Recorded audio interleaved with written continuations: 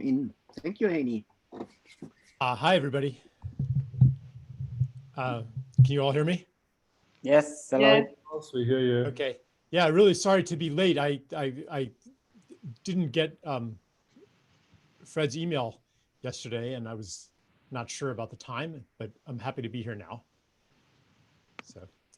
Yeah, welcome, Charles. Thank you very much for showing up. And yes, sometimes the electronic communication doesn't work as we think it works. And in this email was not only the access codes of our Zoom meeting and the instructions, there was also a very beautiful document I show you here. You will get it then afterwards. There are all the questions and the things many people of our group wrote before register or after registered to this event, and so you didn't get this in this form, but I'm quite confident, Charles, that you get all these questions and intentions in another form. So would like to say thank you for everyone who makes this work and who offered and shared his questions and his answers to questions we asked. That was a useful preparation also for this day. Yeah, so, and now here we are. Henrietta, maybe a welcome word. Yeah, welcome, Charles. I was going through these questions and I was smiling because I thought, is there any question Charles is not able to answer, from what should I eat, which yoga practice should I do, to how can we change the economic system? So I was just smiling, thinking, okay, great job you've chosen in this incarnation. But well, you know, sometimes like if I don't know the answer to the question, I can just use the question as an invitation to talk about what I wanted to talk about to begin with. So, and hopefully that's something that is part of the zeitgeist, so that maybe people want to hear about it.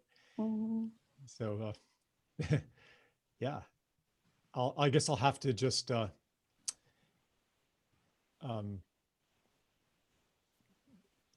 answer the questions on the fly. Yeah.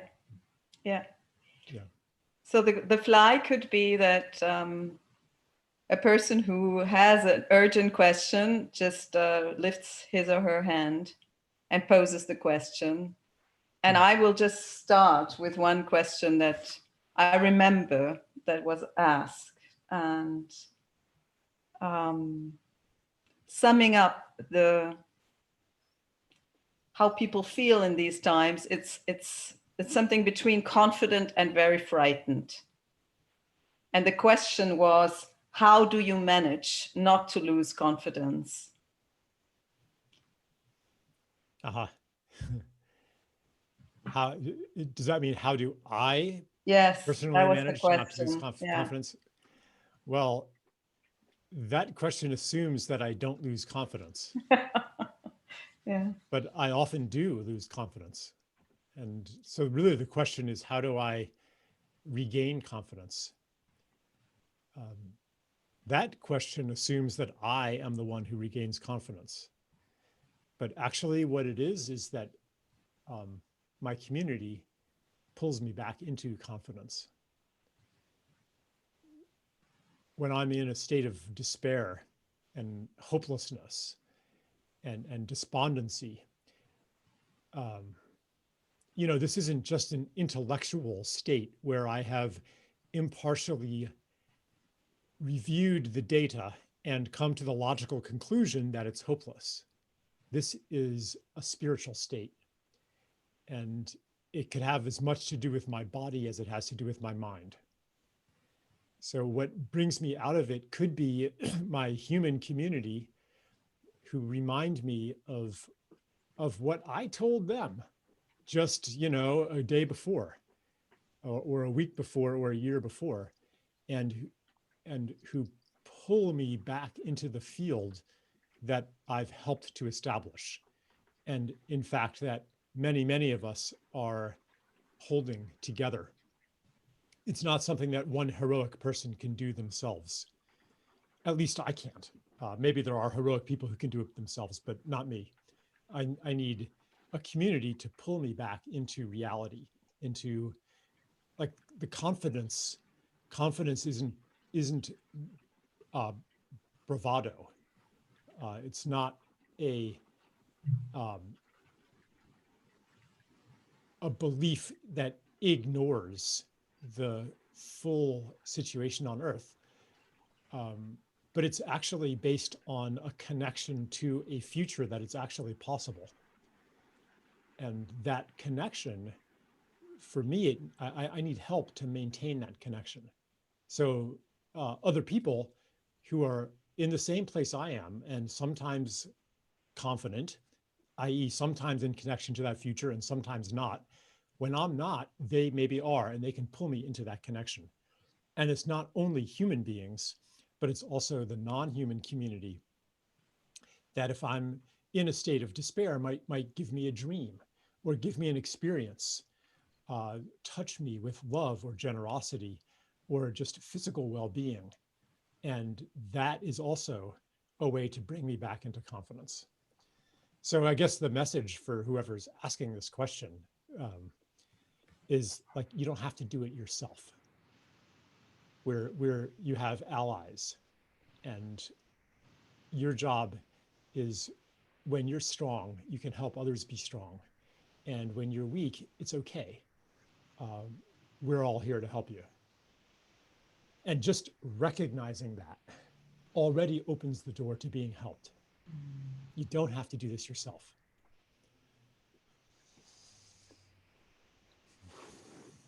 Thank you.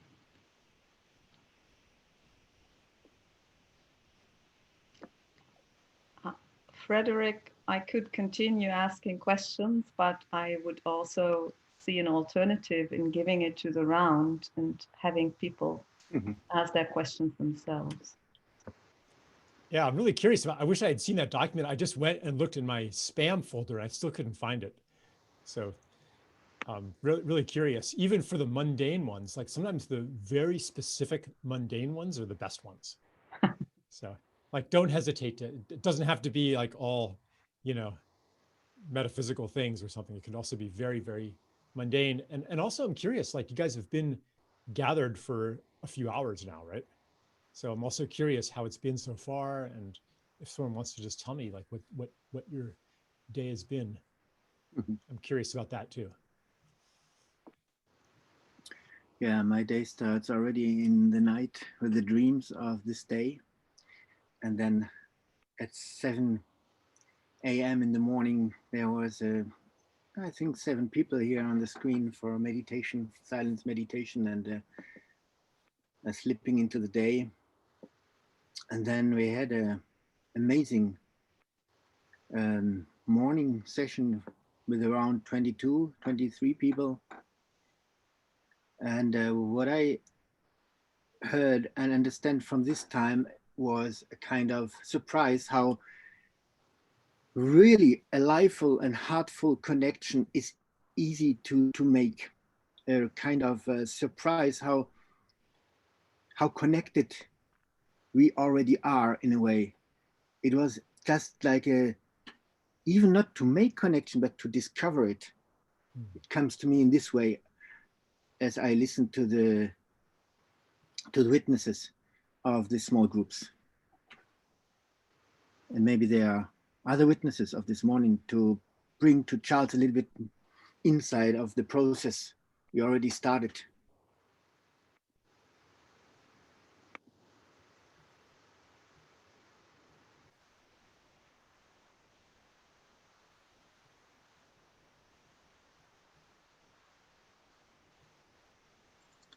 To me, what was notable about this morning was the feeling of trust, the feeling that we're kind of in this trust bubble where everybody, in principle, everybody on this Zoom is somebody who shares a a common perspective on the world, and it's a perspective of interconnection and interdependence.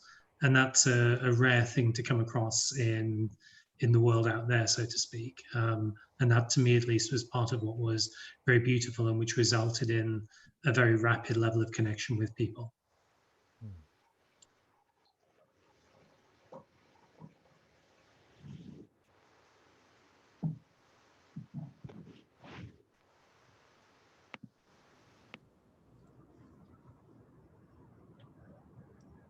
May I?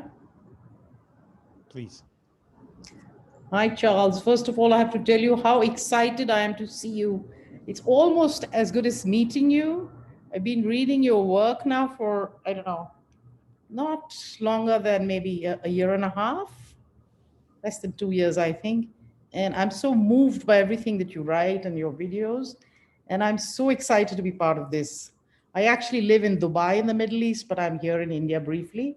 And I don't really have a question. I have just a prayer that this, really, this connection that we're having, it's more than a connection actually, because we're all together, we are it, as is everything outside. So my prayer is just that there's more and more of this, and that we can just go forward, do not so much fix things or change things, but to be part of whatever evolves.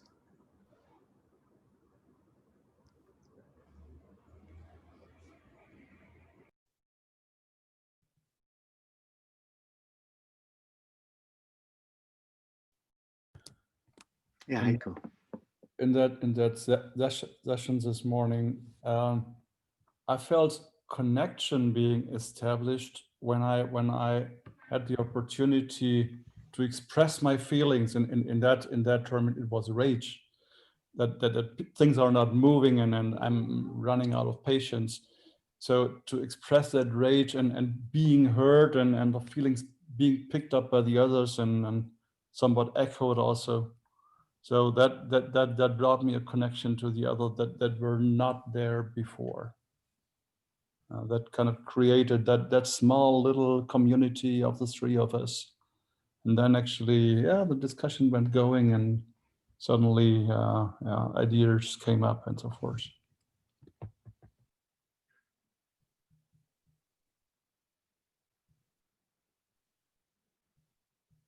Great. Well, it's so good to hear how already something seems to be forming that wasn't there before.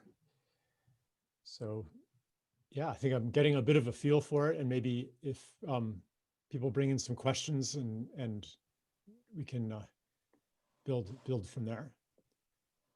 So I'm happy to speak about whatever anyone wants me to speak about.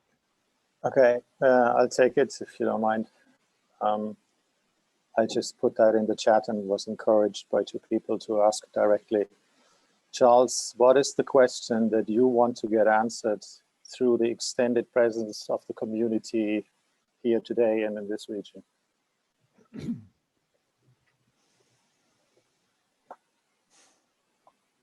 I mean, I'm not stepping into this with a question that I want answered.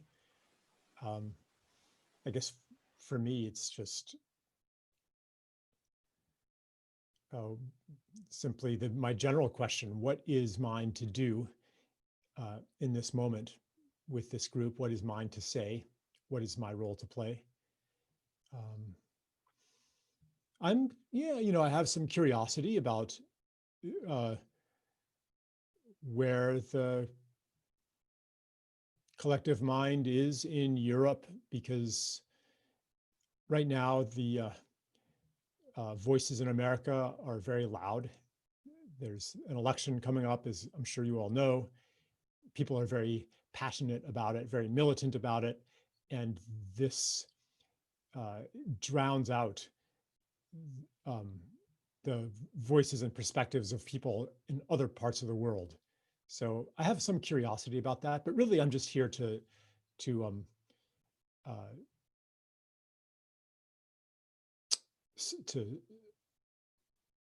serve the whatever is building after my visit to Europe last year, and I'm just, basically I'm just actually trusting Fred's impulse that to do something here. So, yeah, I don't really have a question right now, but I might later. Yeah, that is part of my intention, as I invited Charles last year to come to Germany in a physical form. And I can say you that it's very nice too. We met in Berlin, and he had some talks and some conferences and a workshop in Germany and Austria and in the Netherlands. And maybe I've forgotten one country, but it was a very intense time. I thought it would be nice if there's a continuity in about kind of taking care of the European community of closer people to Charles Eisenstein. And so I asked him if he can join a meeting, a community meeting in a way. And here he is. And so, yeah, we will see what happens. I think he also hasn't a plan. We have many possibilities what we can do with the next 2 hours, and just look what happens. Yeah. I wonder, is it okay if I ask the question? Is that okay? That is fantastic, Nina. Thank you. Just with the theme of what's mine to do, well, it's maybe two questions.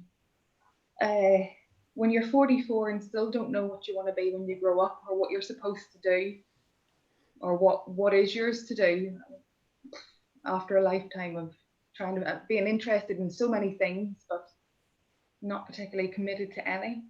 And also, I suppose, as well as that, when geographically you don't have a community to pull you back, it's quite a lonely, are there any suggestions on what you can do when you're called hippie or witch or whatever affectionate term is chosen to sort of explain your eccentricities? Any advice around those?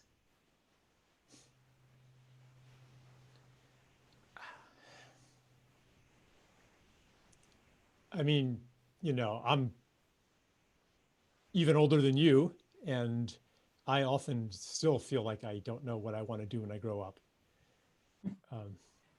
Partly because the maps that were offered us, the roles that we have been given to play to that define a human being. Here's what you are doing when you have grown up. You become a doctor, you become a lawyer, you become an engineer, you become something that you can name as a category in this old story that we're graduating out of. So if you're not occupying any of those roles and not interested in participating in that particular drama, you've basically stepped off the map. You've stepped out of the script. And even if you are actually doing a lot, there's not a label that you can say, okay, here's what I'm doing. And that makes it hard to explain to others who want to define you in their world, they want to be able to place you. Here's what, Nina, is that your name? Yes, here's what Nina is. Here's who she is.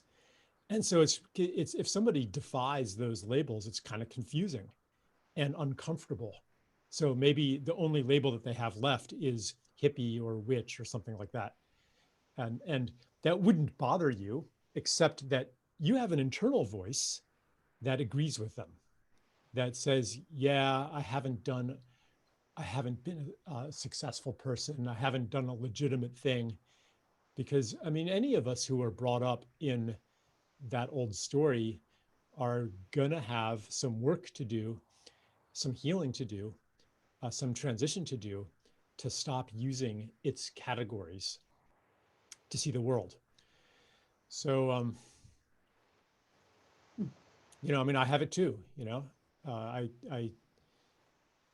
sometimes interact with family members or friends from a long time ago who have actual jobs, actual salaries, actual positions in society. And part of me feels like illegitimate, you know, even though in some way I could be considered quite successful. And you know, now I can actually say, oh yeah, I'm an author, you know, and they have a category for that. But in a way, I'm kind of fortunate because a lot of people doing really beautiful work in the world don't have an obvious category. Especially the people who are doing things that look small. Because they're on a very local level, a very personal level, a family level, a relational level. They don't look big and important. Our society especially does not have positive categories for those things. Like it's a term of disparagement almost to call somebody a housewife, you know, or a child caregiver, or unemployed. So partly, I guess we just need to trust our deep knowledge that these small things are actually really important too, and to remind each other of that. Yeah, I hope that's helpful.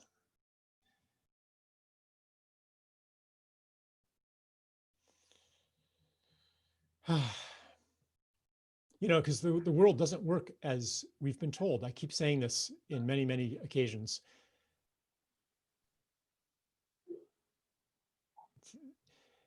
I was going to ask a question. Oh.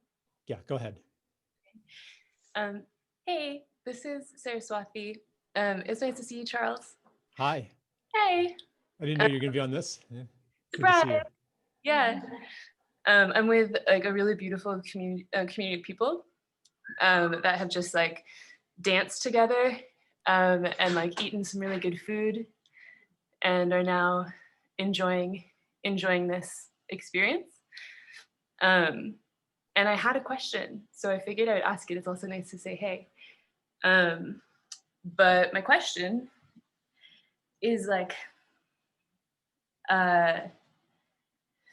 so I know that you were living on a gift economy. Is that still the case? I would, yes, I would have to explain exactly what that means, but I would say yes. Yeah. And I guess I was curious about your experience with that, and like, this is like a kind of bigger, broader question, but I was just curious about your choice in that and your personal experience with that, and how for you that connects with the crises we're experiencing. That is the question that came to my mind, and I was wondering if you could elucidate. Yeah, I mean, I could speak for like the next 2 hours on this. It's a big one. Yeah, I mean, so I'll just start by saying, like, what actually is gift economy? We tend to draw a distinction between, okay, on the one hand, people who are not in gift economy, they're earning a salary, they're selling things, they're charging money for things. But on a really big scale, everybody is in gift economy because the whole world is a gift to us. It's not something that we earned. And even if you are in a position where you are earning a salary or selling things for money, the fact that you are able to even have that job or to have the physical and mental capacities to create something to sell, like, where did you get that? Did you earn those capacities? Even if you worked hard to build the knowledge to write the software that you're selling, where did you get the ability to work hard? where did you get those resources? I mean, ultimately, everything that we have is a gift. So that recognition is the seed of gift economy, the seed of living in the gift. Because if you recognize that everything that has come to you is a gift, then the gratitude that recognition engenders asks you to give in turn. So like, that's just like, that's my kind of disclaimer before I say, yeah, I'm in most ways, I'm striving to translate that into, how do I engage the world of money? And how do I put my offerings into the world? So, because, okay, so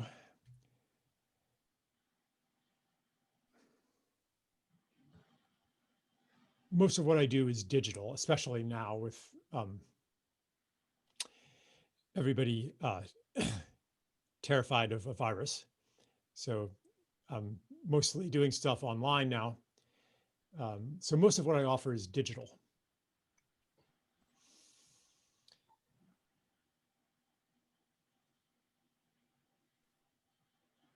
And I'm not the only one who is obviously in this position. And so everybody has a different way to monetize their content. One way is that you charge for it. Like if you make software or movies, or music or something like that, you can install digital rights protection, intellectual property protection, paywalls, and essentially you can make your offering artificially scarce. Because fundamentally, boy, is this going to get too detailed level here? Maybe not. Okay. Keep going. No, people are. All right, I'll keep going. Yeah. Fundamentally, digital goods are abundant. Like I can make one copy. It takes a lot of work to make one copy of something. But once I've made one copy, the cost to make a second copy is zero or very close to zero. Like, so there's no natural price point to set for something whose marginal cost of production is zero. The natural price for it is zero. Because you could say to Charles, can you give me a copy of that? It's not going to cost you anything. Oh, sure. Yeah. Okay. So then this brings up the question, how do we, like, just this isn't even like on a selfish level. It's like on a social level of generosity. How do we support people who are creating things that enrich us? So another way people do it is they put advertising on their site. Or they make some of it free and then they put the rest behind a paywall. And none of these things felt good to me because I want my creations to circulate as widely as possible. I don't want to withhold them from somebody just because they don't have enough money. What if they're like, living in a slum in Pakistan? Like that's happened. Someone's written to me before and said, hey, I live in a slum in Pakistan. Thank you for making your work available at no cost. Otherwise, I never would have read it. So like that one letter is enough to make me to confirm, yeah, I just do not want to put things behind a paywall. Or some people try to do a sliding scale and all that. But the solution that I've practiced for a long time, and not only on digital things, but even in-person retreats and stuff, as much as possible. Like I'm not 100%, like if I'm speaking at a conference and they pay their speakers, I'll be like, yeah, I'll accept that because I want my contribution to be as respected as everybody else's. And in fact, I'll usually insist on getting, top dollar with the other first tier of speakers, because it's part of my affirmation of the value of the information that I represent. But normally I do it by gift, which means like if you take an online course that I'm offering, you decide what the right tuition for the course is. Could be zero, could be, you know, kind of a market rate, could be more, could be less. And that's, and I say just follow your feeling of fairness and value and gratitude and respect your financial condition. And I just give guidelines like that, and I trust you. And this, I see this as basically the business model of the future. This is how the whole internet could work. Oh, hi, everybody. So happy to see like lots of people gathering together in one space. What you're doing might even be illegal. I don't know where you are, but in a lot of places, what you're doing is illegal now. So yeah, super happy to see that. I think it is, yeah. Yeah, okay. So, yeah.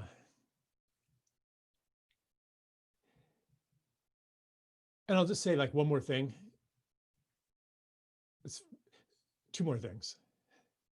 Like one, when you ask me, you know, are you like fully living in gift economy?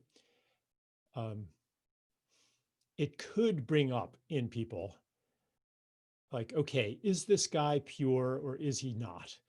Is he really walking his talk, or is he just talking about it and not doing it? I want to make sure that this guy is ethical, or that this person is good. Is this somebody that I can allow myself to trust?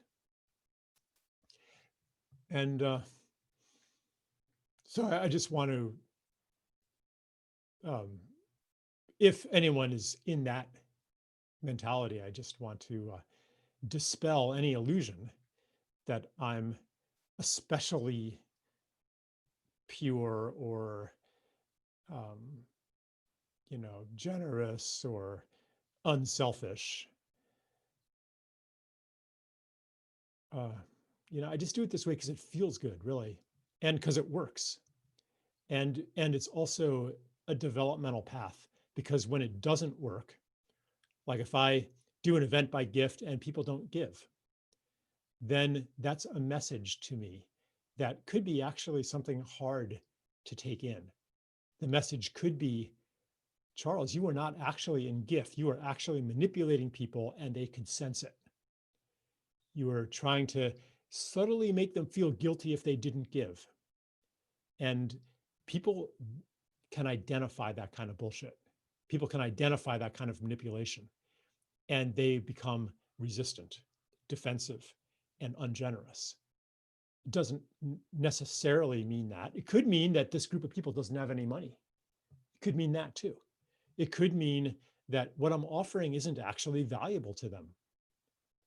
So when gift economy doesn't work, it is an invitation to contemplate, to look within and to look without, and ask, okay, what's going on here? What's going on inside me? Is my offering really coming from an accurate perception of the need? Or is it maybe coming from my need to feel important, my need to display my generosity, my need to display my knowledge? But is this really feeding those I'm speaking to? I'm actually asking that right now. Like, it's actually a lot harder by video, because if I were sitting in a circle with you all, the expression on your faces would tell me if I'm meeting a need right now. And if I'm seeing people start to glaze over, check their phones, you know, then I know that I'm not receiving a return gift, which would be the gift of attention. Okay, maybe I'll stop with that. That was a lot. Thank you. Everyone says thank you.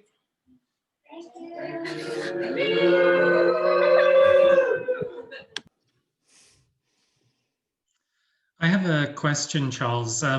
you mentioned that you're quite interested in understanding, in a sense, what the feeling in Europe is at the moment, and I can certainly understand that from the from the extraordinary level of turbulence that's going on in the US at the moment. But I mean, equally, Europe is not immune to those same forces of turbulence, and politically in places like the UK, Hungary, Poland, we're seeing, unfortunately, a similar track to the track that's happening in the US. But there's a bigger picture, I think, as well, which is we're at a time of great turbulence because of COVID, which is granted affecting different countries or different regions differently, but nonetheless, I mean, this is a pretty systemic wide shock, and therefore potentially a time of opportunity for change. And I just wanted to understand your perspective on what you would see as some of the opportunities for change that might help us take some steps towards the new story at this time. Yeah. Yeah.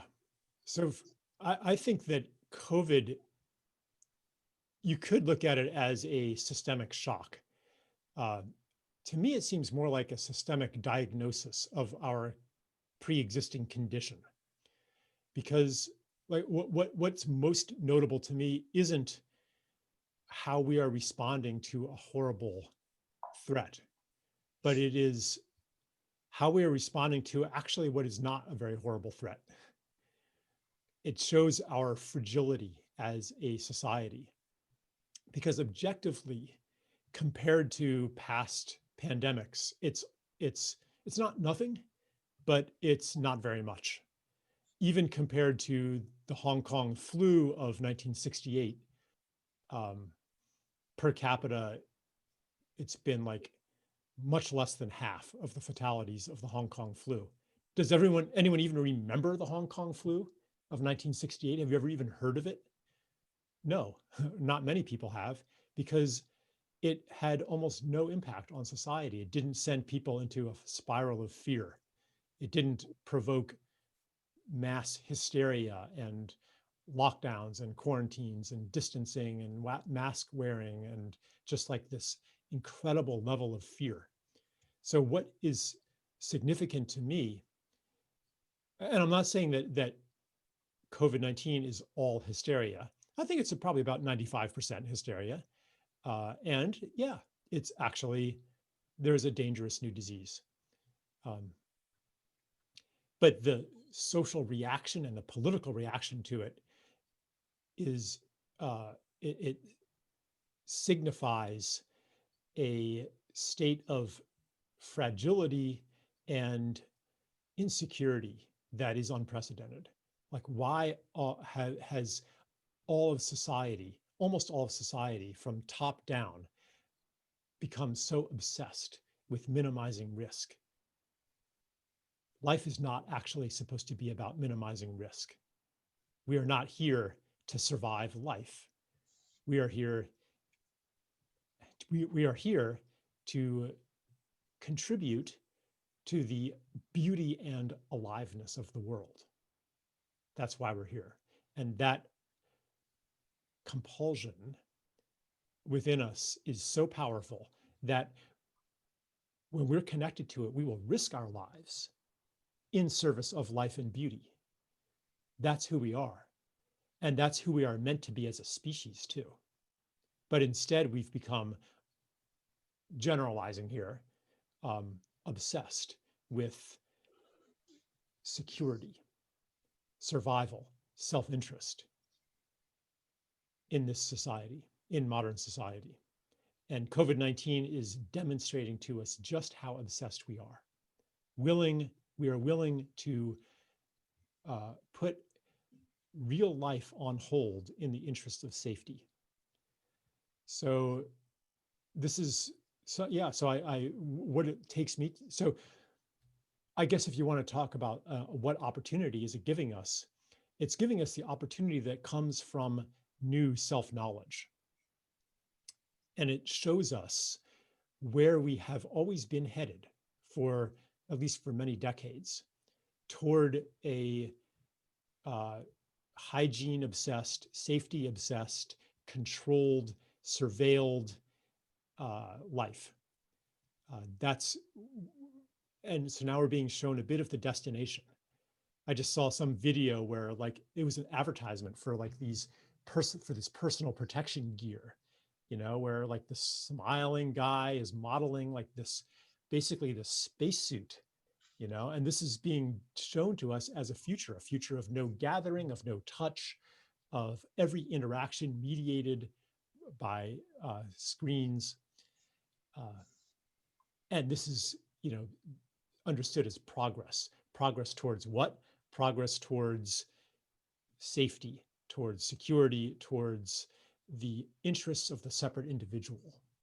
So this is not a new trend. But because we're shown the destination, we're given the opportunity to choose, do we actually want that destination? Is this the new normal that we want? And many people are saying yes. Andrew Fauci, you should never shake hands again.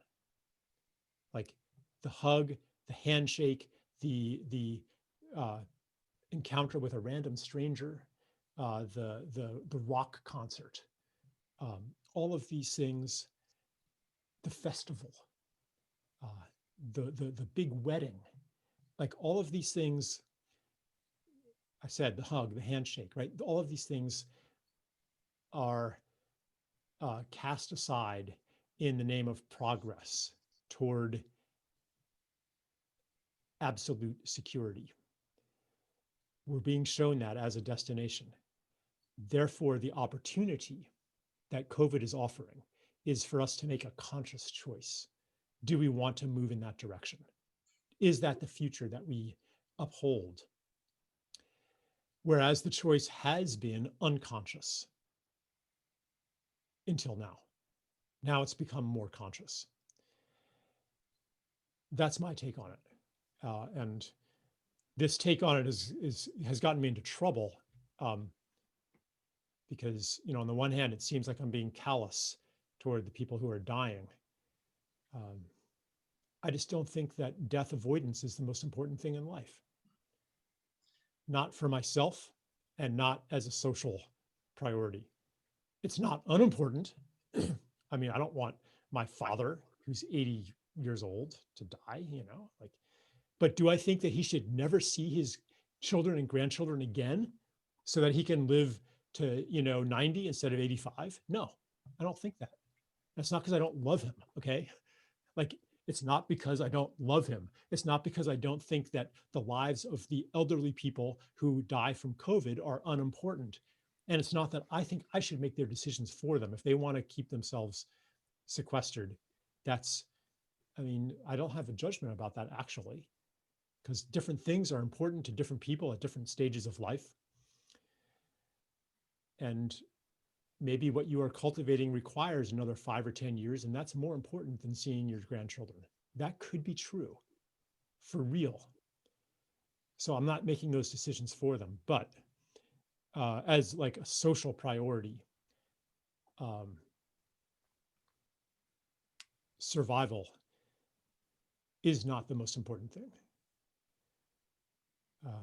Yeah, anyway, I could take that in other directions too, but thanks for letting me rant about that. Yeah, if I could just maybe come back a little bit on that. I was getting at something a little more than the COVID question, actually, in that the reason I said systemic shock is because, okay, it happens to be a virus that has resulted in this shock. But I mean, the shock is also an economic shock. The shock is a question around personal security. And I don't mean COVID security. I mean, you know, the fundamentals around future plans, financial plans, and so on. I mean, a lot of very basic things are being shocked at the moment for most people in most countries. That was more what I was getting at, Charles. And, you know, do you, rather than this being a question around our response specifically to a virus, it's more as we have this degree of, you know, of things being shaken up, of great turbulence, do you see other opportunities in there that we can leverage to help accelerate the change? Yeah. In other realms too, like economics, we're also seeing a bifurcation, a choice between do we want to continue and intensify the direction that we've been going, like the demise of small business, for example, the concentration of wealth in the hands of fewer and fewer people. COVID has actually accelerated that. So again, it's showing us a destination. Or do we want to take this opportunity of questioning? So this is maybe what you're getting at. Like one thing that COVID has done that's very positive is that it has expanded our conception of what is possible. Because, you know, a year ago, if someone had said, okay, we're going to cut air travel by 50% and make all these other changes, even, you know, positive or negative changes. We're going to keep everybody indoors for months at a time, et cetera, like that would have been considered impossible. That would have not been considered a practical suggestion for what we could do. But now we're being shown that it is in fact possible to make radical, dramatic social changes if we are in broad agreement about the necessity of those changes. The agreement doesn't have to be 100%, but in the case of COVID-19, the agreement is pretty broad across society that it is necessary to take these measures. I happen to disagree, but we are still being shown what is possible with broad agreement. And that naturally opens the floodgates. What else is possible with broad agreement that we had considered impossible? So what I would like to see come from this is, you know, let 100 flowers blossom, to have this liberate our social imagination and our political imagination, and to empower us to say, yeah, we can do anything we want if we can agree upon it. And what do we agree upon?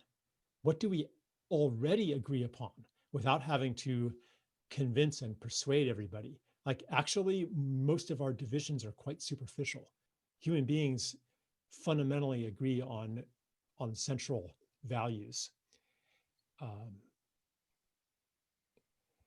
And that is obscured by the information warfare and narrative capture and social media polarization and the limbic hijack and all of these things that are going on in the social media space right now. So it looks like we are more divided than ever. And in a sense we are. However,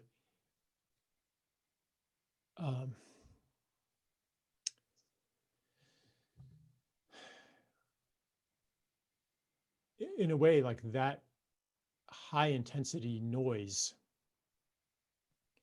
is necessary to distract us from the potential of our solidarity.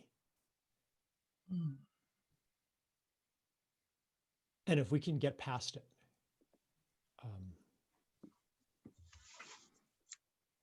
then that solidarity, that underlying solidarity, can achieve social and political and ecological miracles. Yeah, thank you. I would like to invite all of us to a moment of breathing. That is also something important. Brings oxygen to our mind and feels us alive. And we just can listen to the sound of this singing bowl. And then I would like to check in maybe with Marietta and Charles how we go on, because there are many people who want to ask questions, and I want to find out the best way for all of us that we go out here with so gifted and happy. That is my concern. So maybe this sound already can make us a little bit happy.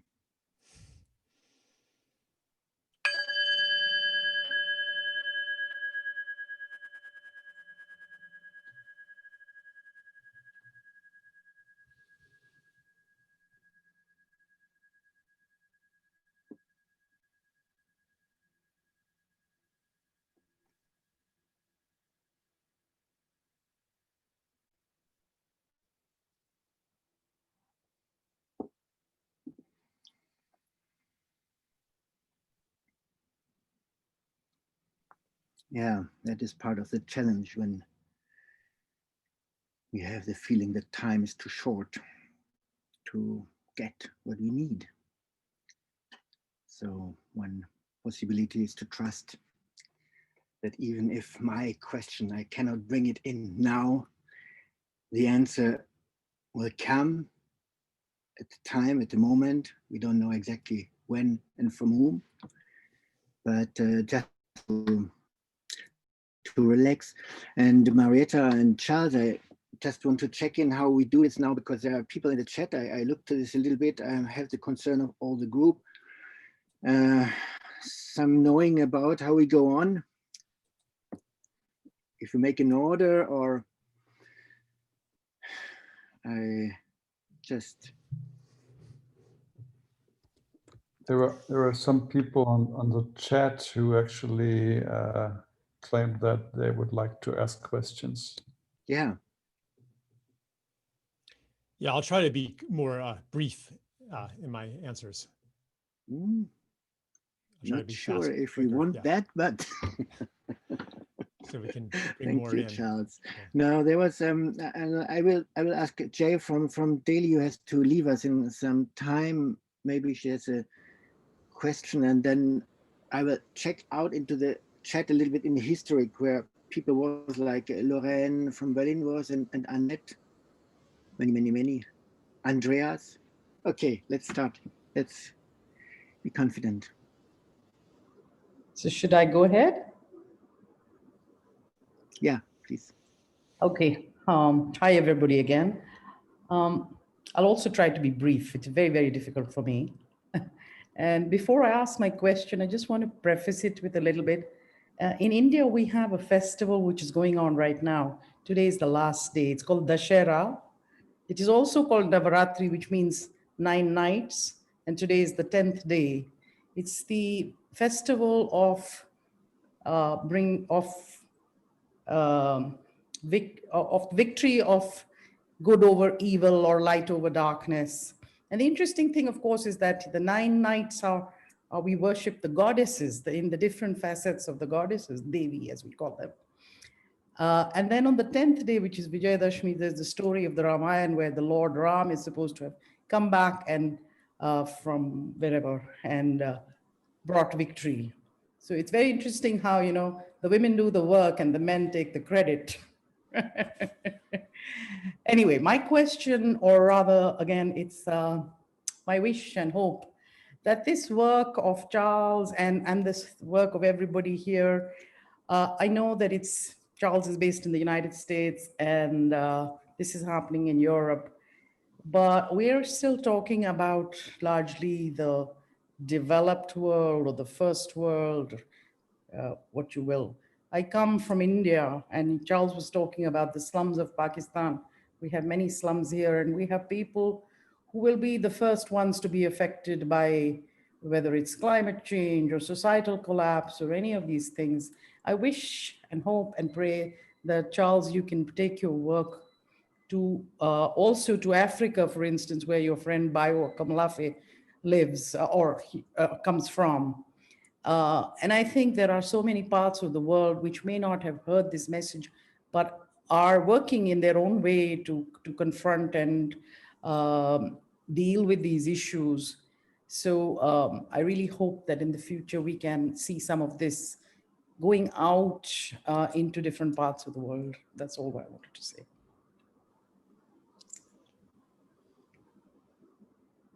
Yeah, I share your wish.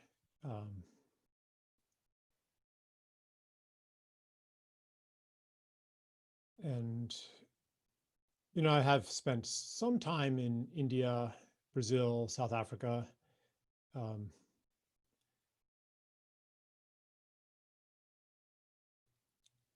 When I'm there, a lot of what I do is I kind of tell the story of my country and try to counteract the impression people have of it from watching media, which is that everybody here is rich and life is easy.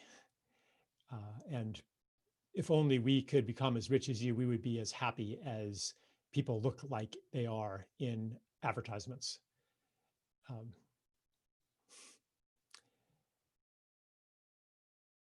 One time I was taking a walk in a favela in Brazil with Bruno, a guy who lived there.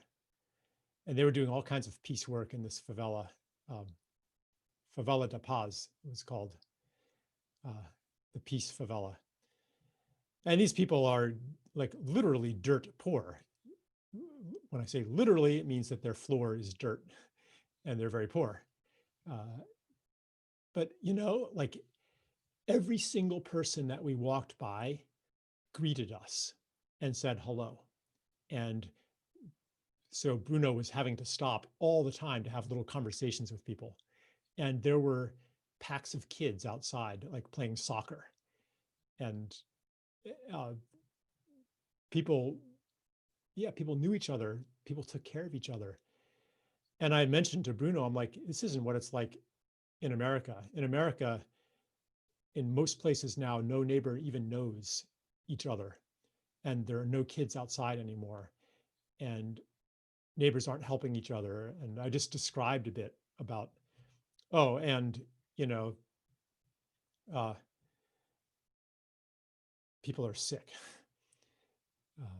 I don't think I mentioned this at the time, but the prevalence of childhood chronic health conditions today in America is over 50%, which includes, you know, childhood diabetes, asthma, autism, autoimmunity, allergies, depression,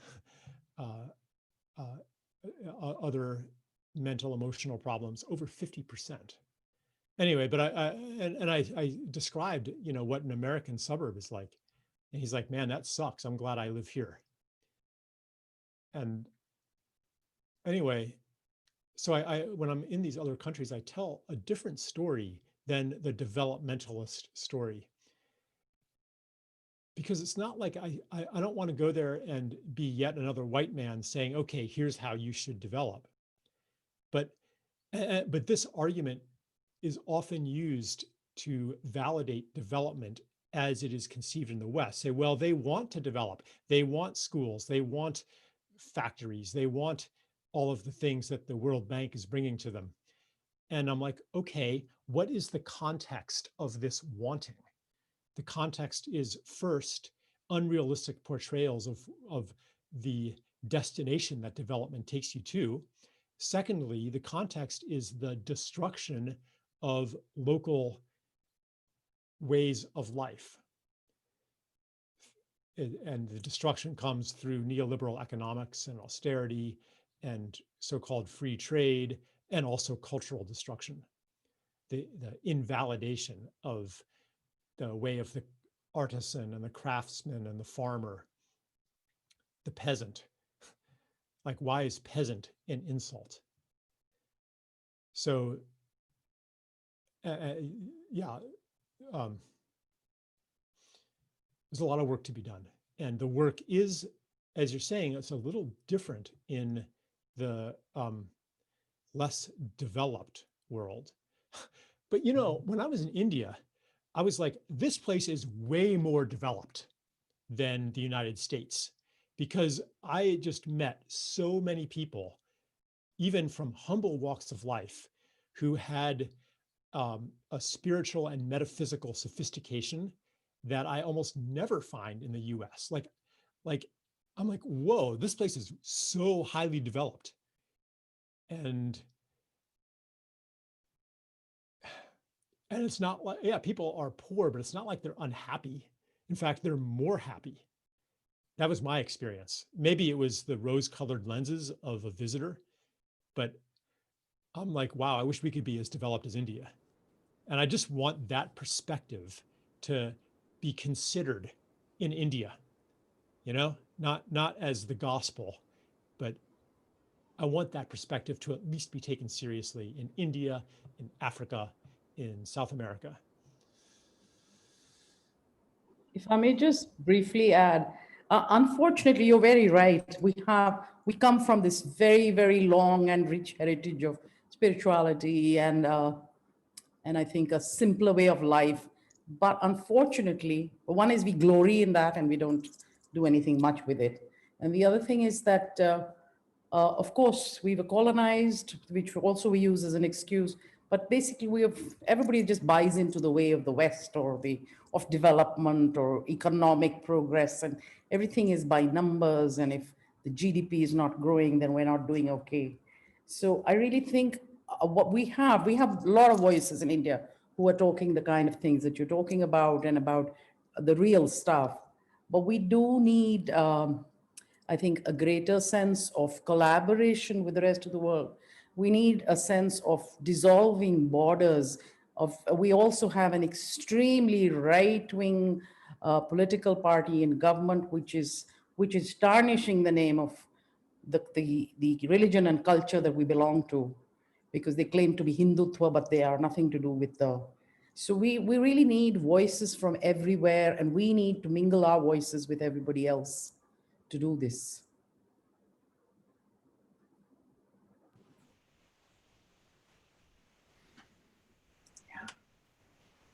Yes, thank you. Now I have a small list in the chat.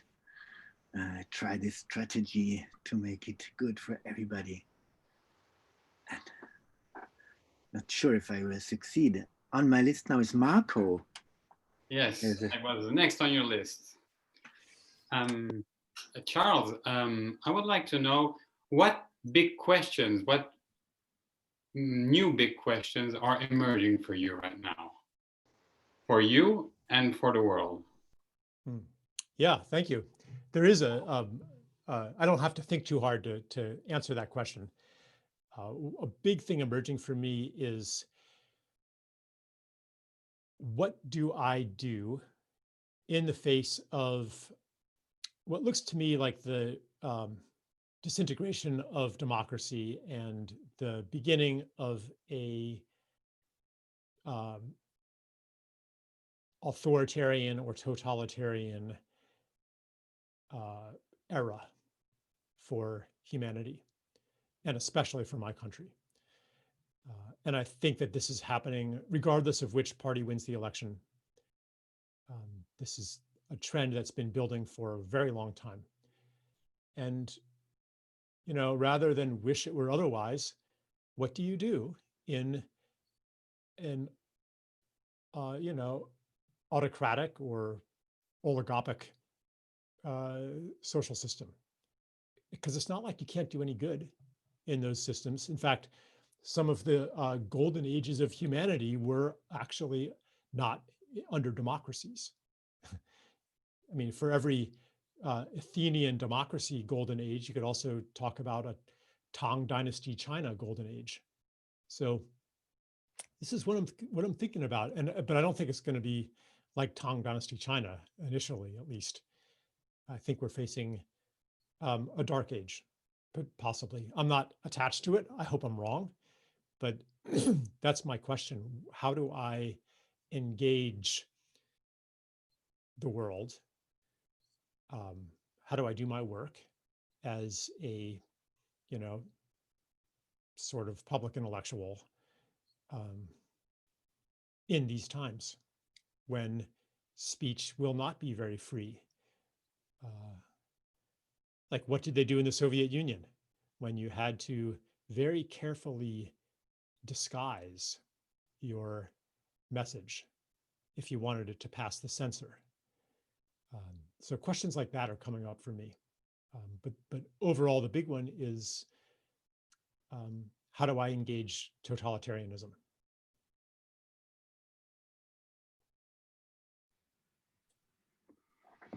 Thank you very much. Yeah.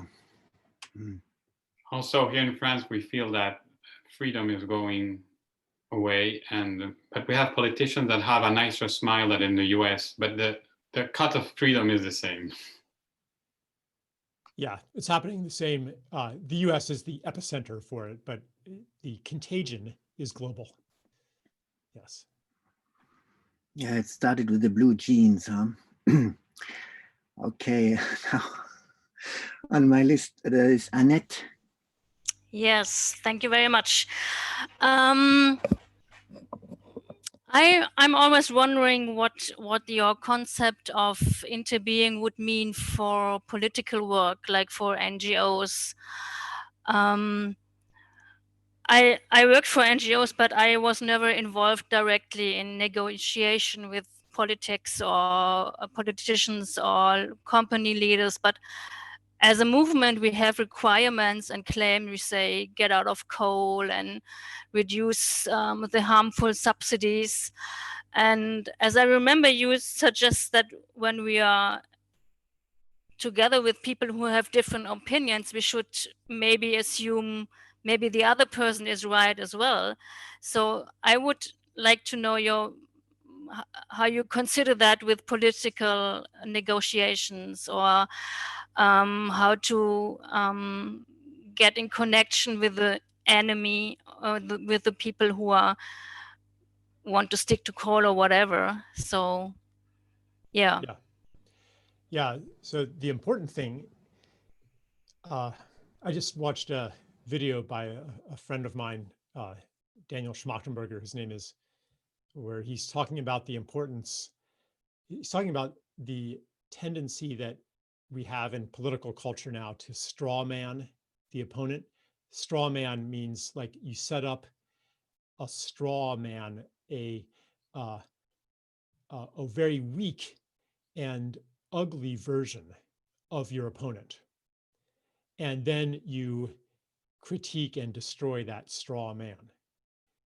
So for the example of the people who want to keep using coal, you set up a very weak version of those opponents, and you call them names. You think of them as selfish and greedy and scientifically ignorant, and then you say, and here's what they think. They think that we should put profits in front of people. They think this, they think that. Okay, is that true that they actually think that? What do they actually think? Is it true that their motivation is private enrichment at the cost of the environment? Is that actually true? Or is that your demonization of them? So if you insist on that negative characterization of them, then the only way that you're going to create any change in current conditions is if you defeat them in battle. And what choice do you have if they are as bad as you are saying they are? And okay, maybe you're stronger than them and you do defeat them in battle and you force a change. But there's another option, which is that you actually seek to understand them. You visit the enemy camp. You say, what does the world look like through your eyes?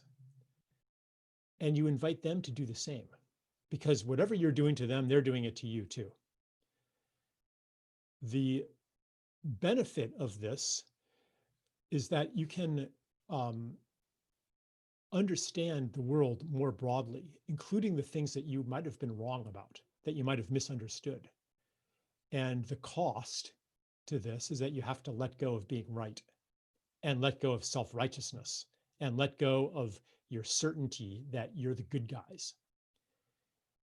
And you may end up, after occupying the opponent's camp and seeing the world through their eyes, you may end up even more confirmed in like, yeah, what I have believed is true. Or you may actually, you are guaranteed to let go of something that you thought was true. This is called humility, to not be too attached to what you think you know and who you think you are, because those are always connected. What you believe and who you are is always connected, which is why when you undergo a profound personal change, your beliefs change too. So like that's on a personal level, but it works on a political level too.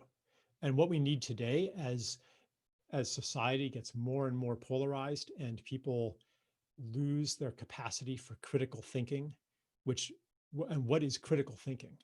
Okay, let me finish that sentence first. As they lose their capacity for critical thinking, what we need is exactly this willingness to look at something from another person's perspective and another organization's perspective, so that we can all come together and we can build a synthesis that transcends our existing disagreements. Because, and then critical thinking, what that is to examine the source of your knowledge, and other people's knowledge, and to say, what are the assumptions underneath this? What does this consider and what does this not consider? What questions are asked? What questions are not asked? This is the only way that we can progress beyond what we already think that we know. And I'm just saying, there's a lot that we think that we know as a society, maybe not the people in this call, but actually, I'm sure that it's true for every single person in this call too, including myself.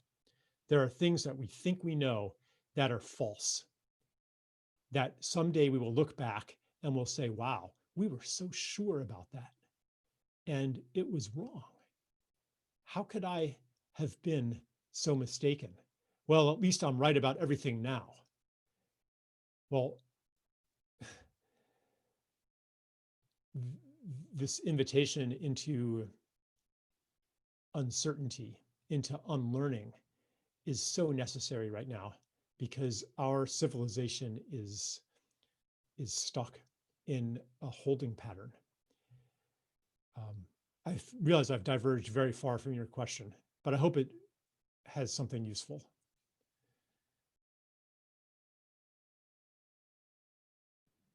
Yes, Yeah. thank you very much.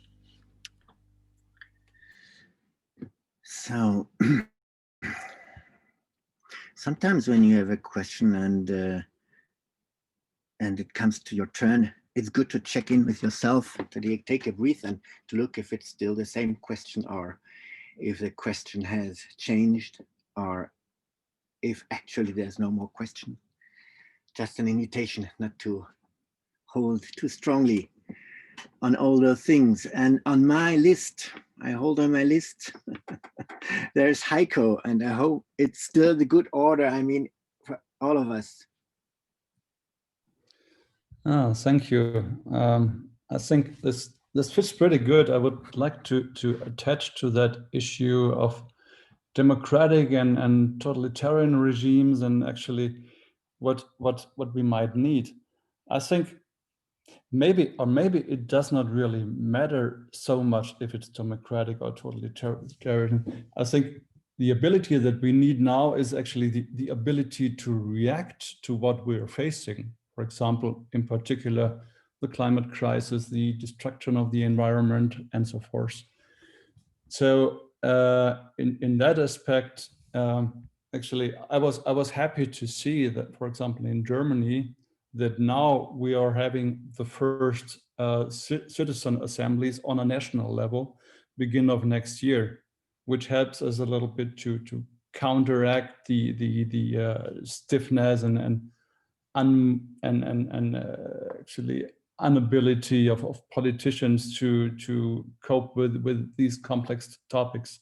Unfortunately, that actually meant nearly totally unnoticed in the press due to that COVID noise that actually covers everything else.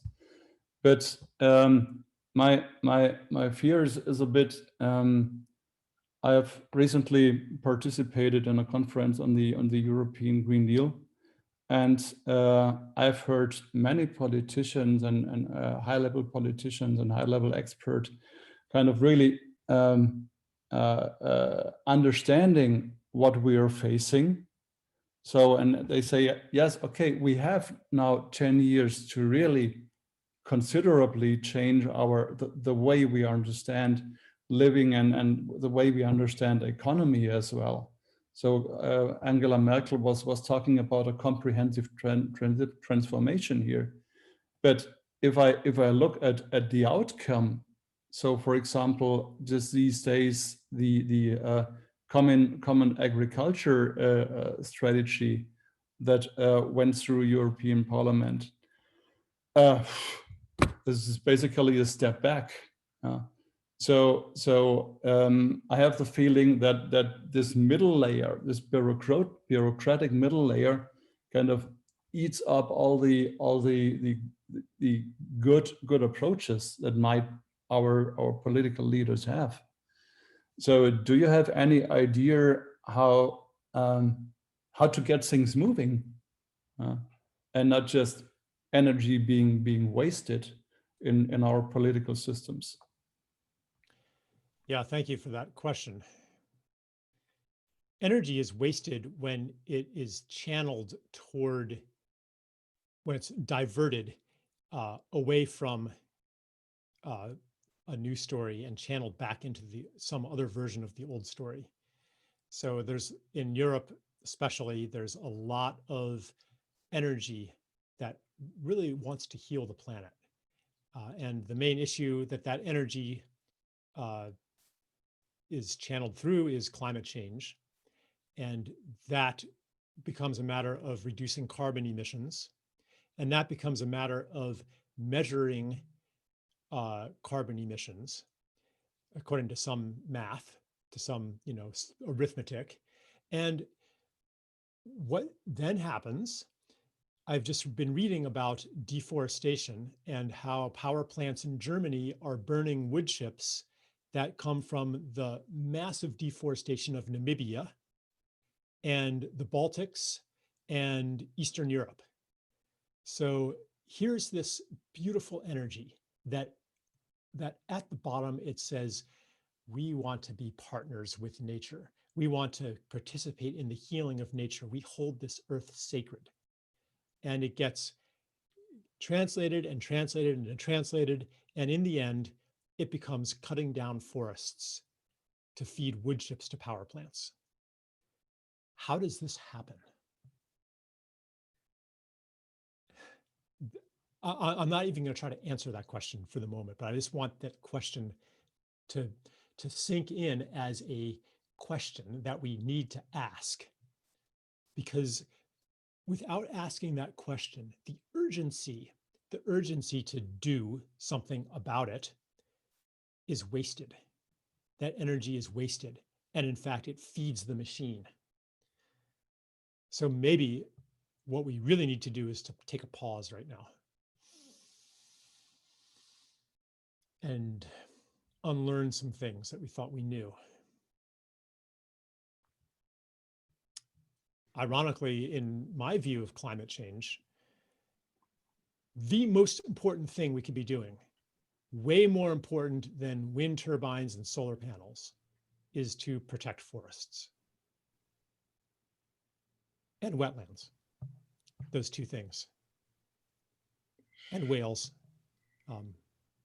and apex predators, bats, bees, elephants, wolves. Okay, now more than the one important thing, but you understand what I'm saying here. And maybe it comes down again to this crusading certainty that you're right. Feels pretty good to be right, to be on the side of good, saving the world. We got to keep in mind, Adolf Hitler was sure that he was saving the world from its biggest threat, which was genetic degradation. Like, he was sure that he was on team good in a war against team evil.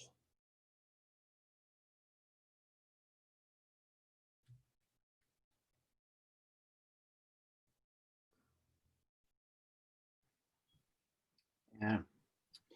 Yes, I think I understand, but it's also really hard to step back, take a break while nature is being destroyed. I just have the feeling time's running out, and that makes me uneasy. That causes me to have fear and to have anger and the feeling of there's nothing I can do or nothing considerable. And yeah. I mean, stopping deforestation, there's only kind of very indirect effects that we have on this, but I don't know, trade agreements and so forth. And it's hard to keep the patience. Yeah, and I'm not actually advocating patience.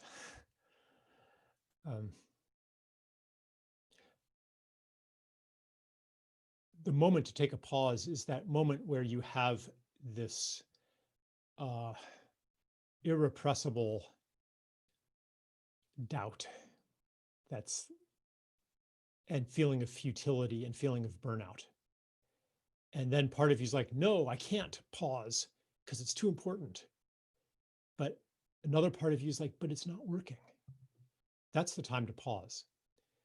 And sometimes maybe you're trying to protect a certain forest. Maybe it's a forest that you love, or maybe it's a forest that you visited and you just feel so passionate about the forests of Lithuania or Romania. I have a friend who's like obsessed with protecting the forests of Romania, which are, you know, some of the last intact forests in Europe, actually. Really healthy with wolves and bears, you know. Like that's really tangible and it is direct. The mind has trouble equating that to saving the world, because after all, it's just one forest, and the mind that wants to save the world says this has got to scale up and we have to make it a systemic and so forth. And I can't just sit here and protect one forest, or maybe one tiny little forest, or one stream, not even the whole river, but one stream that's being polluted, like one thing that I love and care about. Urgency is a treasure. Urgency is the feeling that I'm not fully in alignment with what I care about. And that is intolerable. When it gets translated onto hurry, it doesn't always serve. But urgency is fundamentally not the same as hurry. Hurry can be a tool of urgency, but it can also be a way to escape urgency into just do.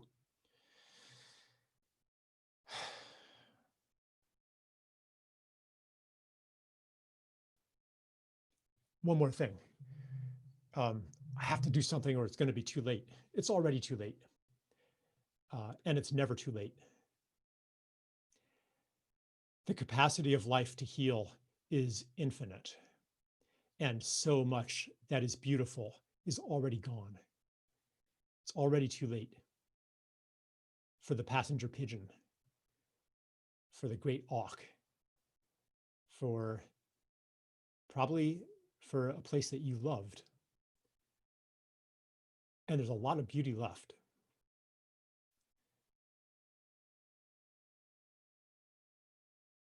Yeah, thank you. Thank you. You just said you might need a community to pull you out of depression or whatever, but you're pulling us out of depression as well. Thank you. Yeah, it's a intention also of the day, not to pull us out of depression. Maybe yes, if we are there, but also to strengthen our hope and our power to be together, because that is, I think, what can make the difference, to feel that we are connected. I just want to add one more little thing here. This idea, like the power of life to heal, is infinite. I've been working on a little project where I've collected photographs of before and after land healing programs regenerative agriculture and water table, like water restoration landscapes and things like that. You know, like basically like these barren deserts becoming alive and green again after 3 years, 5 years, 10 years of not leaving them alone, but of human participation in healing that comes from understanding that our purpose here is what I said at the very beginning, to participate in beauty and life in the world. Like when we participate, when we turn all of our gifts as human beings toward the healing process, miracles are possible. It's just incredible how fast the healing can happen when that is what we pour our gifts into. And for that to happen globally, all it takes is a shift of consciousness, a shift of priorities. The global situation is technically easy to heal. It's not anywhere close to too late, actually, if we turn our minds to it.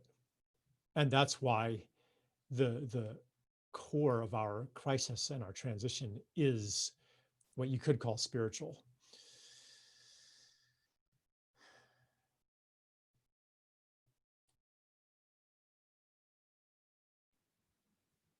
Mm. Yeah, so let's take a moment, not to hurry.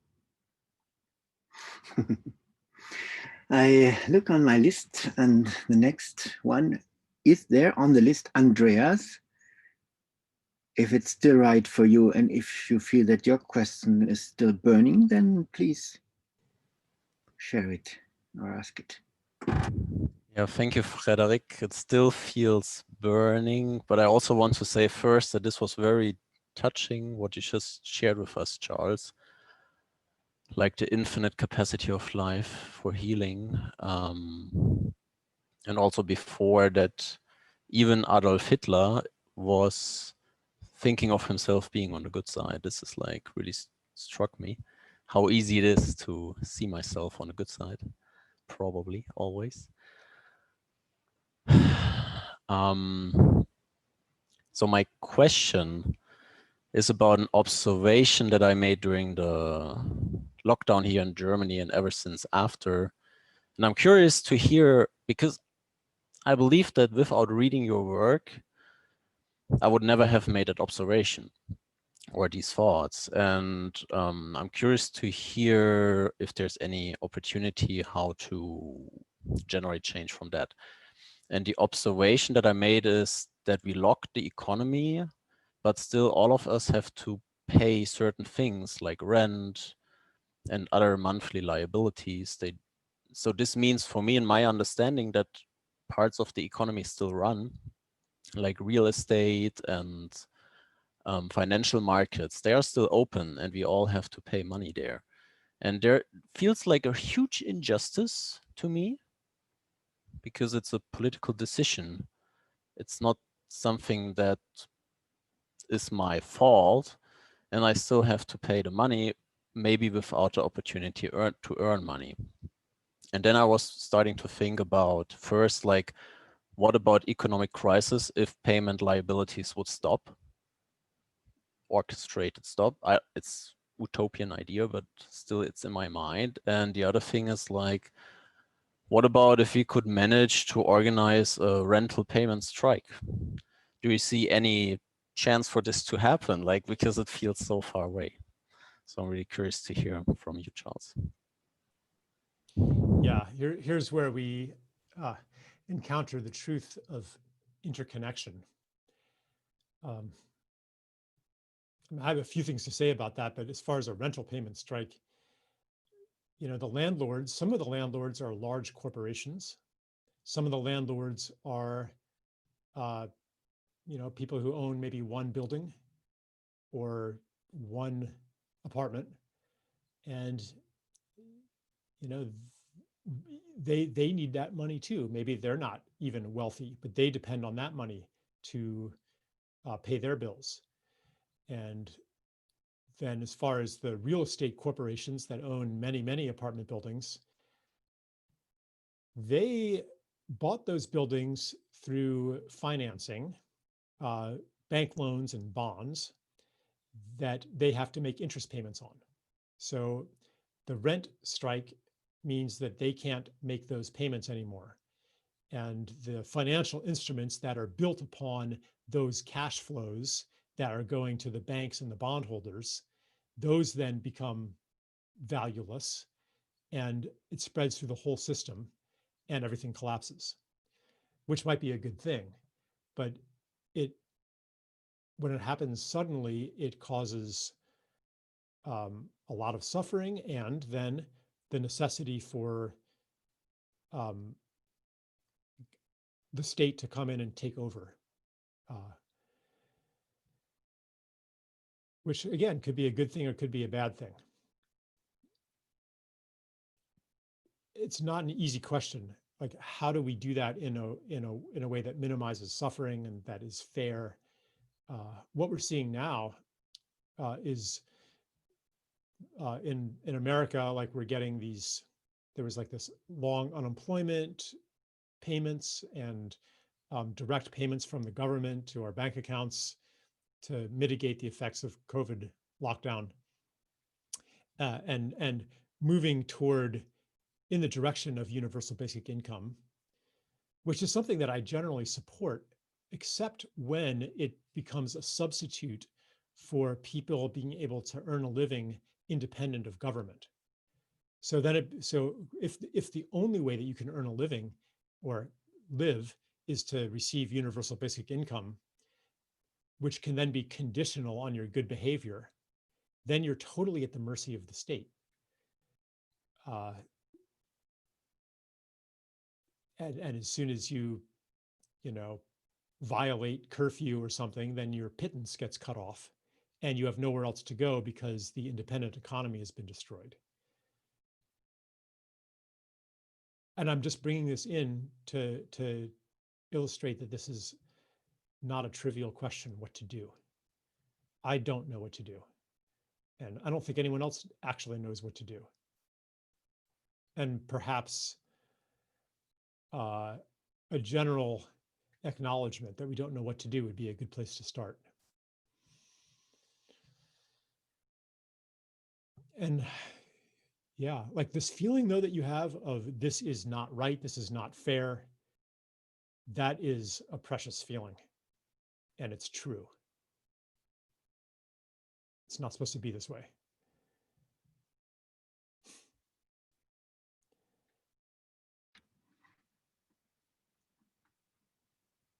Yeah. Bring the awareness also to the time. There are 15 big, long minutes left. So the invitation is also to try to be lean in your question. Lean doesn't mean short, but to come to the point so that, yeah, we can hear some more voices. It is so colorful. And the next color comes from Lorraine. Thank you very much for your patience. I know that, yeah, you asked for it. Whoa, time ago. Thank you. Yeah, well, thanks for having me here. Actually, it makes a perfect transition to the question I wanted to ask. I was not sure, like, you don't have to answer it if it's like, if other people, maybe like everyone can ask their question and then we do like a mashup or something. Because my question was about the, okay, I'm gonna be short. Like generally when you have like a good idea that comes from the independent left, let's say, and it gets applied to a general society, it's in a specific frame and it's like universal basic income is super. And then if it becomes this like super conditional social control tool, then of course it's not, that's not the idea behind it. And in general, my question has to do with ideology, like of like fixed solutions, you know, of like, we know how to solve problems and we should do this and this and this and this, and the use of political violence. I'm contextualizing the question a bit because I've been close to several movements, and especially one of the people in the Kurdish, like Kurdish Syrian region.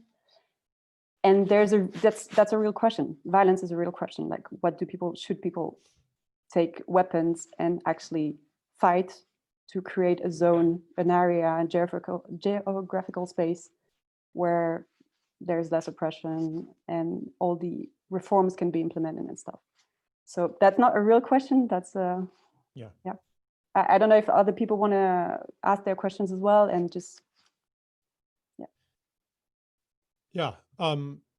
yeah, maybe I'll just take a note of that one, and we can ask a couple more, and then maybe they'll somehow weave together. But I will make sure to get to that one. That one's a really good one. Great plan. So on the list is willpower now. As the next person who want to ask a question or share something.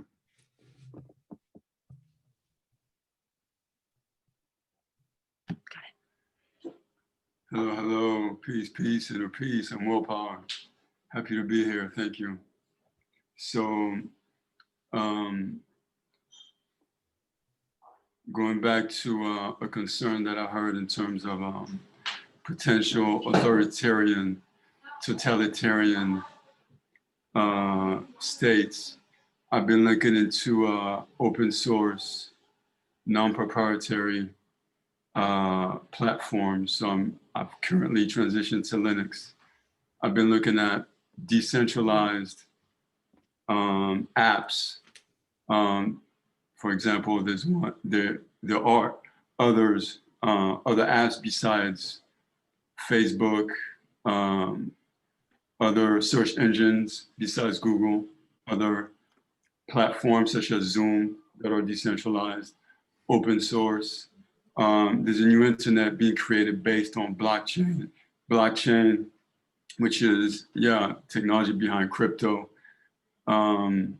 So what I've been personally doing is educating myself on these emerging technologies and see how I can use them in order to stop feeding my data, AKA the new gold, the new blood, how to stop feeding it into commercialized on the stock market, huge conglomerates holding all of our data, using our data. And once 5G comes in, it's going to be times 1,000 trillion.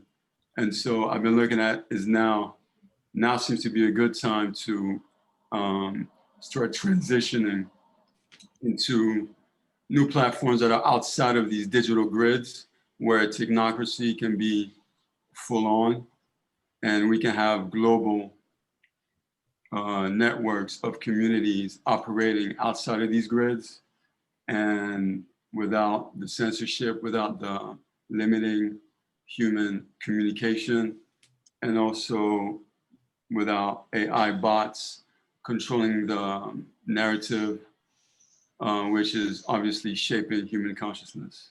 So this is something that I'm into.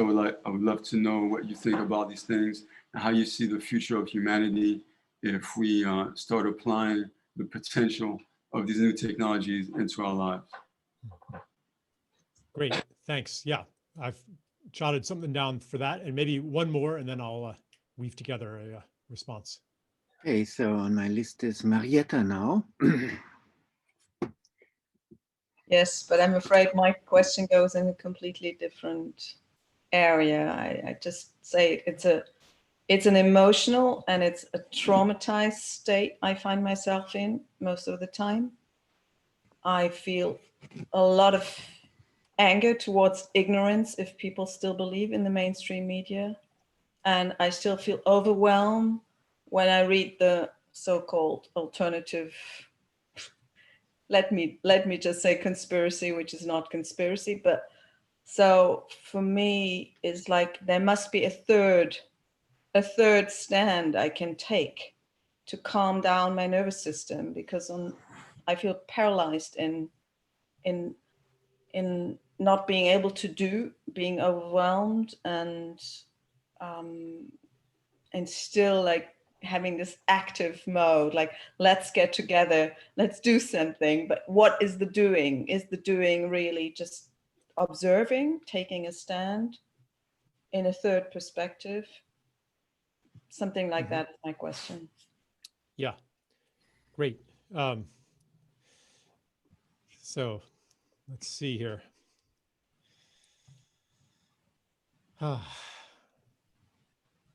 Starting with the violence question. I'm not categorically against violence in every situation. Sometimes it's the best solution. Like if somebody is assaulting my child, I may need to protect him with violence. The problem today is that violence has become a habit, and the habit is based on a misperception of other human beings, perceiving them as irredeemable, as monsters. So when we let go of that way of seeing people, many alternatives to violence arise that are probably a lot more effective at solving a problem, and maybe not always. So in the case of Kurdish rights and Kurdish autonomous zone, I don't have an opinion about whether violence is useful. And another trap is this whole idea of, is violence justified? Is our goal to graduate from life with an A+, that everything we did was justified and that we are moral, worthy, good people? If that is your goal, then you're going to be all about what's justified and what isn't. But if you hold a goal that is outside of yourself, the protection of a forest, or the protection of a culture, then justified takes on a very different meaning. It actually comes to mean something like effective or useful.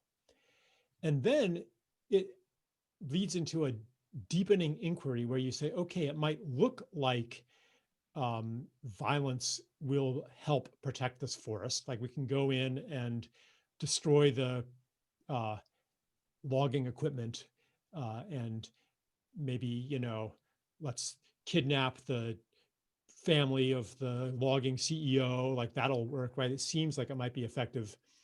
But actually, when you look at history and you get a bigger understanding of the situation, you realize, actually, I'm fooling myself here. This isn't going to work. And it's not going to serve the bigger thing that I serve, which isn't just to protect this forest, but it is to change the story of the world. All of us, the thing that we love and care about and want to protect, we understand that it's part of a much bigger thing, that the Kurdish people are no more or less important than any other people on earth. And that if we really could have, if we could choose from our higher selves, if we were asked, will you protect the Kurdish people, even if it means the suffering of some other people somewhere else? Are you okay with that? From our higher self, we say no. So this question of, is violence not justified, but useful, effective, that when we take it to that deeper level, very often a yes turns into a no. It's not useful in serving what we really serve in many cases. And again, I'm not categorically stating that it's never useful. And hopefully I'll have a way to tie these together, but I'm going to move on to Linux now and open source systems. I use Linux. I'm on Linux right now. And there is this idea of, just leave the old system behind, build a better one, Buckminster Fuller, build a better model, and the old model that makes the old model obsolete, and people will come and start using this one.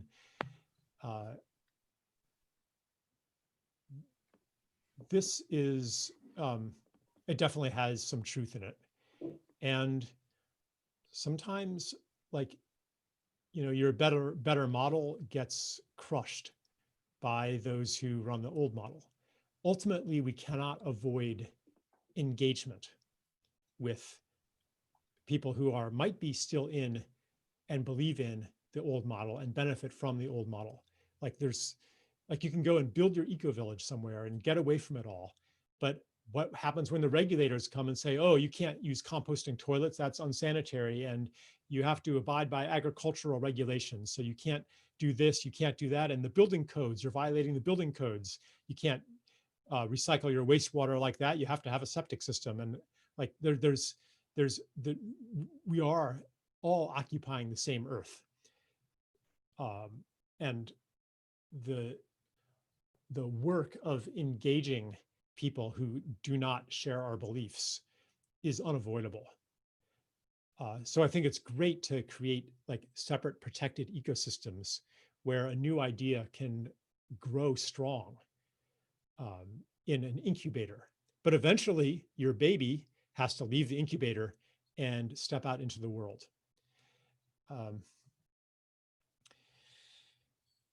And let's see here,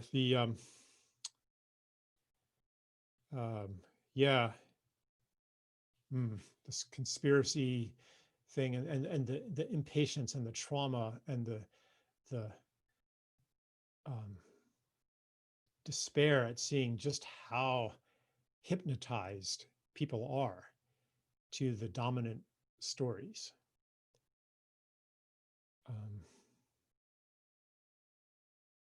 To the point where it becomes painful to read mainstream media. I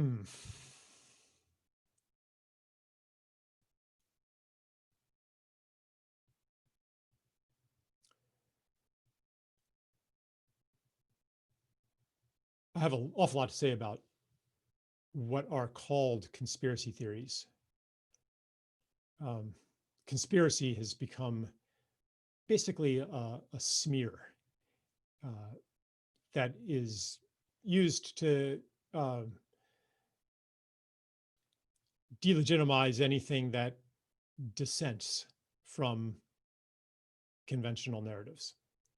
You know, if you believe that, say, vaccines are dangerous and not very effective and not very necessary, then you're labeled a conspiracy theorist, even if you're not saying that there is an evil conspiracy to perpetrate them on humanity.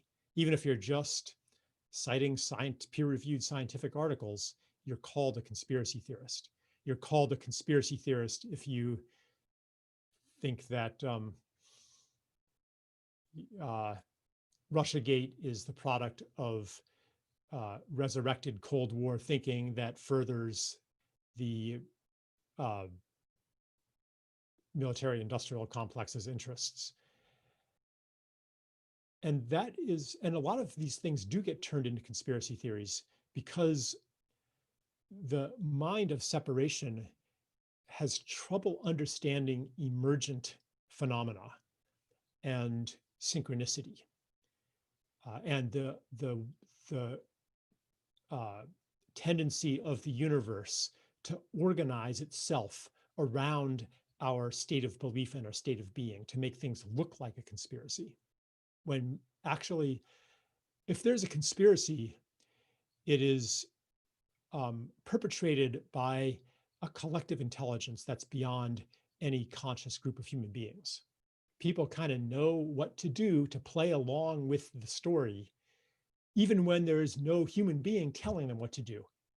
Like, you kind of know what to say and what not to say, what's allowed and what isn't allowed, what will get you ostracized and what will get you accepted, even if you're not taking orders from somebody.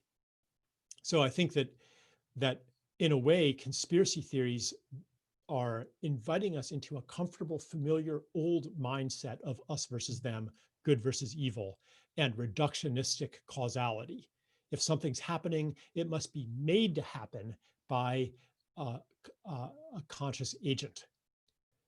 But when we understand that the world and the universe have an emergent intelligence of its own, and that things that look designed can happen because matter itself is intelligent, then we no longer need conspiracy theories to understand the world. And then as far as like the despair, you know,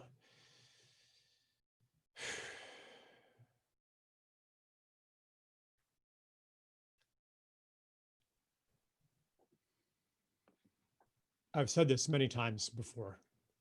Probably many of you have heard me say it, but a lot of our despair comes from a theory of change and of cause and effect that is grounded in what I call the story of separation, a world of force and mass, where if something happens, it's because somebody made it happen. And therefore, the more force that you have to make things happen, the more powerful you are and the bigger a change that you can create in the world. When we let go of that causality and we understand interconnection, interexistence,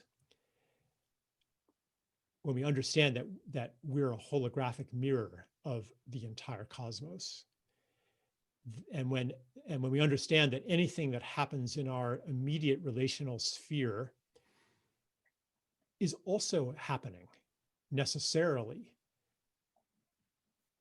in the macrocosm, then our understanding of power becomes very different. And the despair that comes from the powerlessness of one separate person to do anything about this tsunami of horror in the world is no longer compelling. That despair is no longer compelling because we understand that every act is equally powerful, and that whether its effect is immediately visible on a big scale, such as that act goes viral on YouTube and changes the world, or it is invisible on a big scale, but sends a love letter to the future that emerges in 500 years and gives birth to something beautiful and healing that you could not in a million years conceive of, imagine, or predict in your mind. We know, regardless, that every act is significant. And this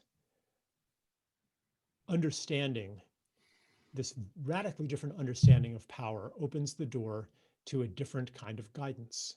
Because if the mind and its predictions of what will scale and what will have a big impact is unreliable and unnecessary as a guide to what the right choice is, then where do we draw guidance?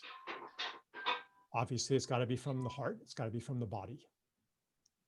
And that would be a whole other subject that I don't have time to go into right now. But that journey of trusting another source of guidance beyond the rational, calculating, predicting mind, which has its use, that journey toward that begins by acknowledging the deep knowing that, yeah, these small acts are significant.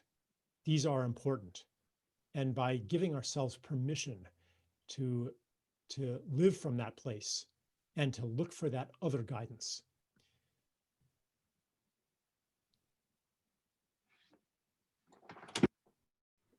On some level, we know that our powerlessness and the despair that comes from it is a lie.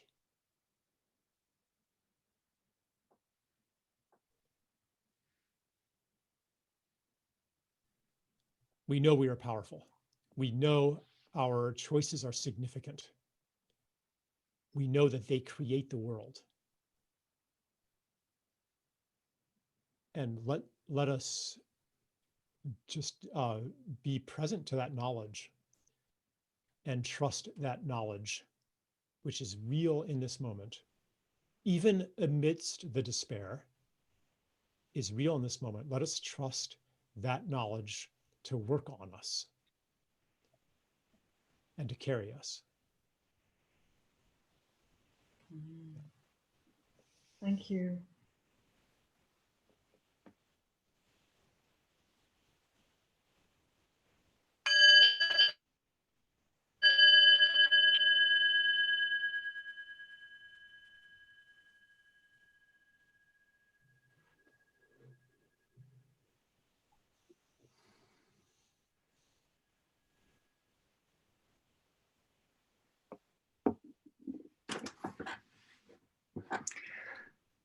Thank you very much, Charles. And as the seeds are now in the ground, we need to water them directly. That what I know from gardening, it's important.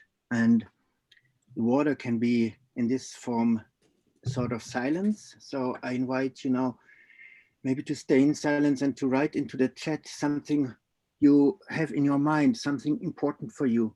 The chat then will be transcribed and I will offer it to Charles and to the people who want to have it. And you can also do it only for yourself. It's a form of watering the seeds. And it's a form of taking in. For those who want to come back to meet then in smaller groups, we say at 5:35, we'll meet again and try to be at time, because in the small groups, it's not easy to come in and come out because for the safety of the container. Thank you very much, Charles. Thank you. And yeah, all the best. Yeah, thanks, Fred, for putting this together. I don't know how many people have gotten to know Fred, but just I so appreciate you for your generosity and your perseverance. You know, you're not somebody who gives up easily. So yeah, thank you for doing this. Thank you very much for being here and sharing with us. It was my pleasure. Okay, bye everybody. Thank you, Charles.